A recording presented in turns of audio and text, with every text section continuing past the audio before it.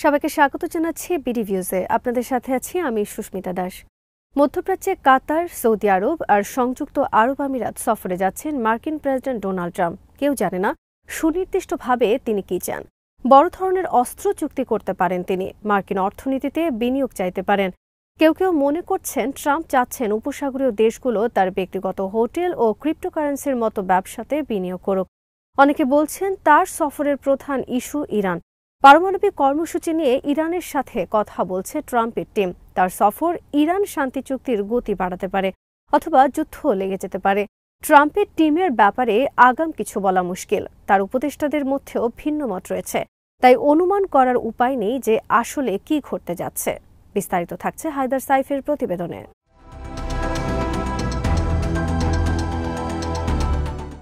কাতার, Saudi আরব আর আরব আমিরাতের নেতারা চেয়েছিলেন ট্রাম্প নির্বাচনে জিতে আসুক।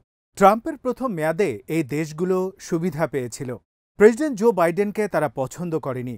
তাদের দেশে অনেকেই গাজায় ইসরায়েলের হামলার জন্য বাইডেনের সমর্থনকে দায়ী করেন। সৌদি আরবের নেতা ক্রাউন প্রিন্স মোহাম্মদ বিন সালমান বা MBS বাইডেনের ওপর ক্ষুব্ধ ছিলেন।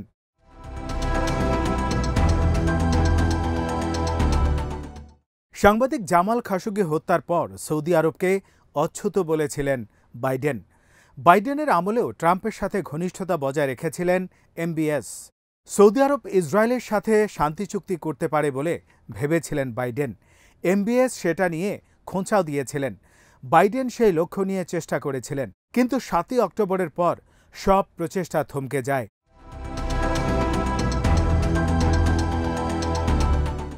ট্রাম্পের দ্বিতীয় মেয়াদের 100 দিন পার হয়েছে। উপসাগরীয় নেতারা এখনও বিভ্রান্ত। ট্রাম্পের মধ্যপ্রাচ্য পরিকল্পনার অনেক কিছুই বাইডেনের মতোই চলছে।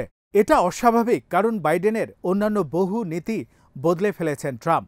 গাজা আর ইয়েমেনের ব্যাপারে ট্রাম্পের অবস্থান বাইডেনের চেয়েও কঠোর হয়েছে, কিন্তু খুব বেশি পার্থক্য নেই দুইয়ের মধ্যে।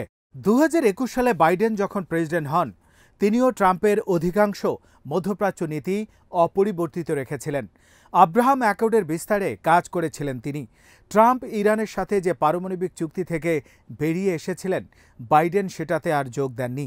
ইসরায়েল আর ফিলিস্তিনিদের শান্তি আলোচনাকেও তিনি অগ্রাহ্য করেছেন। মানবাধিকারের দিকে তার কোনো মনোযোগ ছিল না।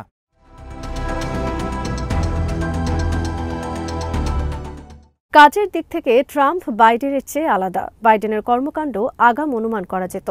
ট্রাম্প দ্রুত তার মনোভাব বদলান। উপসাগরীয় নেতারা উদ্বিগ্ন যে আমদানির ওপর ট্রাম্পের নতুন কর বৈশ্বিক অর্থনীতির ক্ষতি করবে। তেলের বিক্রি কমে যাবে, লোহিত সাগর ও সুয়েজ খাল দিয়ে জাহাজ পরিবহনও কমে আসবে। তাদের আশঙ্কা জর্ডানের মতো দেশগুলোর জন্য সহায়তা কাটছাট করতে পারেন ট্রাম্প। এতে সমস্যা তৈরি হবে। গাজা নিয়ে ট্রাম্পের বেহিসেবি মন্তব্যে তারা শঙ্কিত। সবচেয়ে বড় কথা, তারা জানেন না ট্রাম্প ইরানের সাথে শান্তি চান নাকি যুদ্ধ।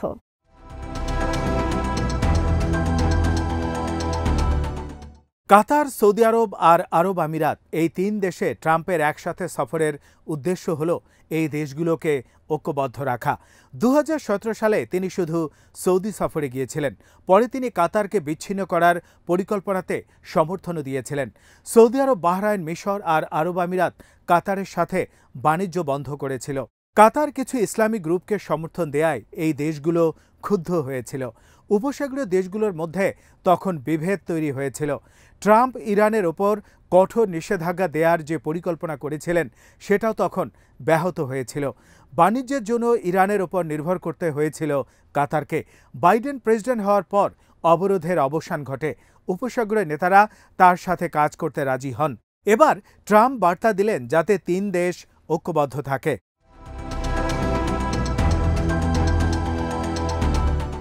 ট্রাম্পের সফরের আসল উদ্দেশ্য হল অর্থ।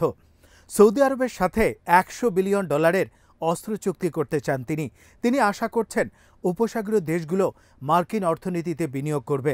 ট্রাম্প নির্বাচনে জেতার পর MBS $600 বিলিয়ন বিনিয়োগের প্রতিশ্রুতি দিয়েছিলেন, কিন্তু তেলের দাম কমে যাওয়ায় সৌদি আরবের কাছে এখন বেশি অর্থ নেই। তারা বড় প্রতিশ্রুতি দিলেও সবসময় তা রাখতে পারেন না। নিজের ব্যক্তিগত ব্যবসার জন্য ট্রাম্প উপসাগরীয় বিনিয়োগ চাইতে পারেন।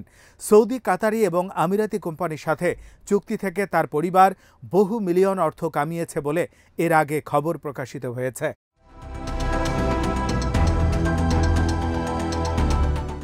ট্রাম্প হয়তো উপসাগরীয় দেশগুলোকে তেলের দাম কমাতে বলবেন। বাইডেনের আমলে সৌদি আরব ও অন্যান্য তেল উৎপাদনকারী দেশগুলো উৎপাদন কমিয়েছিল। যুক্তরাষ্ট্রে গ্যাসের দাম তখন বেড়ে গিয়েছিল। এতে রাশিয়ার জন্য তখন অর্থ বানানো সহজ হয়েছিল। ইউক্রেন যুদ্ধের কারণে রাশিয়ার উপর নিষেধাজ্ঞা দিয়েছে যুক্তরাষ্ট্র, কিন্তু তেলের দাম কম হওয়ায় ক্ষতিগ্রস্ত হয়েছিল সৌদি আরব। পরিকল্পনা বাস্তবায়নের জন্য তখন তাদের উচ্চ মূল্যের দরকার ছিল।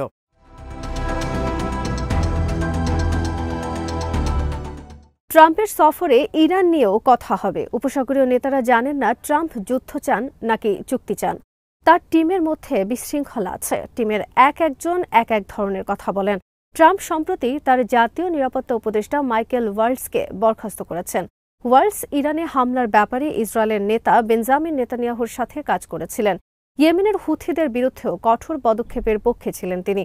উপসাগরীয় নেতারা এখনও বুঝতে পারছেন না ট্রাম্প তার পরিকল্পনায় বদলের কারণে ওয়ালসকে বরখাস্ত করেছেন কিনা। তার টিমের বিশৃঙ্খল অবস্থা এখনও আছে।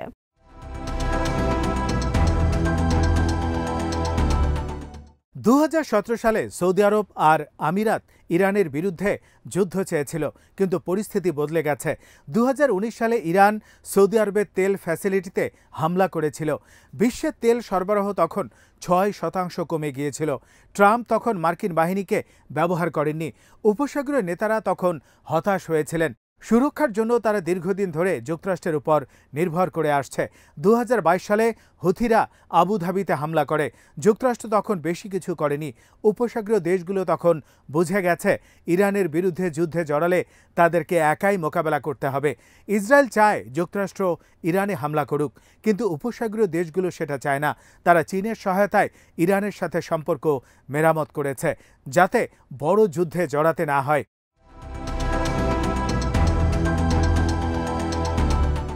আব্রাহাম অ্যাকর্ড নিয়ে ট্রাম্পের অহংকার আছে। তিনি চান সৌদি আরব এতে যুক্ত হোক, এতে তার বড় লাভ হবে। গাজা যুদ্ধের আগে এমবিএস হয়তো রাজি হতেন, কিন্তু এখন বিষয়টা কঠিন হয়ে গেছে। গাজা যুদ্ধ আরব জনগণকে ক্ষুব্ধ করে তুলেছে। নেতারা সম্ভাব্য গণ অভ্যুত্থান নিয়ে শঙ্কিত।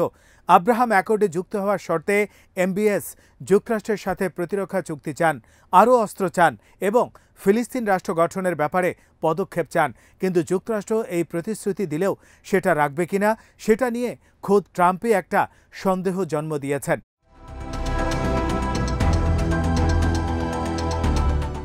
ট্রাম্পের গাজা পরিকল্পনা নিয়ে আরব নেতারা উদ্বিগ্ন। ট্রাম্প বলেছেন তিনি গাজা থেকে ফিলিস্তিনিদেরকে মিশর বা জর্ডানে সরিয়ে দিতে চান। তিনি গাজাকে রিভেয়ারা বানাতে চান। আরব নেতারা এই পরিকল্পনায় শঙ্কিত। ফিলিস্তিনিদের সরালে এই দেশগুলোতে বিশৃঙ্খলা তৈরি হবে।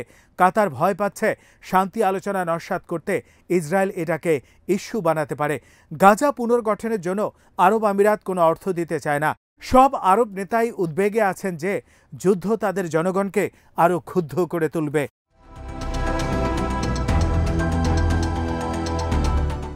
আরব নেতারা সিরিয়ার ব্যাপারেও ট্রাম্পের পরিকল্পনা জানতে চান। বাশার আল আসাদের পতনের পর থেকে ইসরায়েল সিরিয়ার অনেক জায়গা দখল করেছে। সিরিয়ার বহু জায়গাতে তারা বোমা হামলাও করেছে। আরব দেশগুলো সিরিয়াকে স্থিতিশীল দেখতে চায়। সিরিয়ার নতুন সরকারকে তারা অর্থ দিচ্ছে। তারা জানতে চান ট্রাম্প কি সিরিয়াকে ঐক্যবদ্ধ দেখতে চান নাকি সেখানে বিভাজন জিইয়ে রাখতে চান।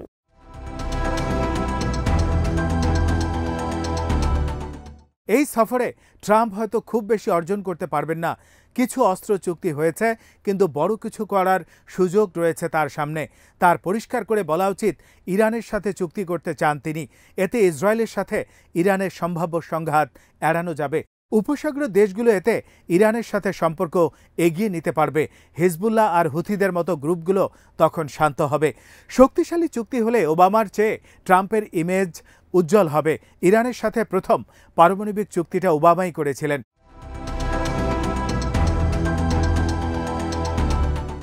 কিন্তু সমস্যা হলো ট্রাম্প জায়নবাদী ইসরায়েলের যুদ্ধকে পুরোপুরি সমর্থন দিচ্ছেন।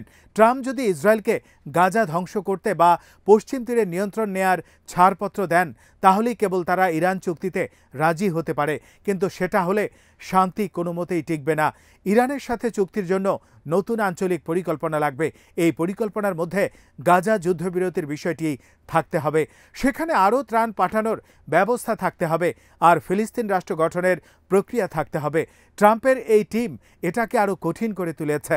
আস্থা নয়, বরং ক্ষমতা আর চুক্তির ভিত্তিতে তিনি এই অঞ্চলকে দাঁড় করাতে চান। মার্কিন সহায়তা ও কূটনৈতিক তৎপরতা কাটছাঁট করায় এরই মধ্যে আমেরিকার ইমেজ ক্ষুণ্ণ হয়েছে। গাজার জন্য ইসরায়েলের পরিকল্পনা মেনে নিলে আরব জনতা আরও ক্ষুব্ধ হয়ে উঠবে। ট্রাম্প যদি মধ্যপ্রাচ্যে যুক্তরাষ্ট্রের ভুলগুলো শুধরাতে চান, এই সফর তাকে একটা সুযোগ এনে দিতে পারে।